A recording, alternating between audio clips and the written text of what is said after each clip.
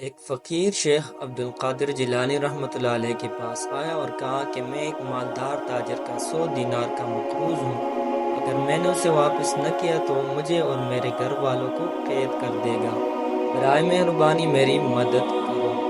شیخ عبدالقادر جیلانی رحمۃ اللہ علیہ نے فرمایا، تم فکر نہ کرو، میں تمہاری مدد کروں گا۔ اس کے بعد اس نے اپنے خادم کو بلایا اور کہا کہ اس آدمی کو میرے خزانے سے 100 دینار دے دو۔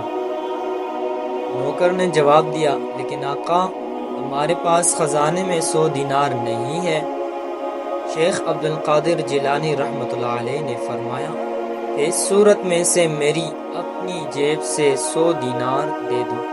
نوکر نے جواب دیا، لیکن آقا، آپ کی جیب میں 100 دینار بھی نہیں ہے۔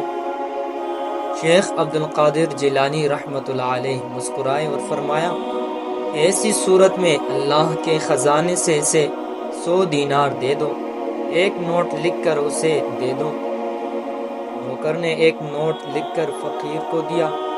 غریب آدمی نوٹ لے کر مالدار سوداگر کے پاس گیا اور کہا کہ شیخ عبدالقادر جیلانی نے میرا قرض ادا کر دیا ہے۔ مالدار سوداگر حیران ہوا اور کہنے لگا، میں نے ایسا نوٹ پہلے کبھی نہیں دیکھا، گویا اللہ نے خود قرض ادا کر دیا ہے۔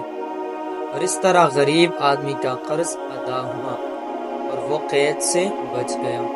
یہ واقعہ ہمیں اس بارے میں سکھاتی ہے شیخ عبدالقادر جیلانی رحمۃ اللہ علیہ کی سخاوت اور مہربانی، اللہ پر توکل کی طاقت، ضرورت مندوں کی مدد کرنے کی اہمیت۔ یہ واقعہ ہمیں دوسروں کے لیے فیاض اور مہربان بننے اور اللہ کی لامحدود رحمت اور حکمت پر بھروسہ کرنے کی ترغیب دیتا ہے۔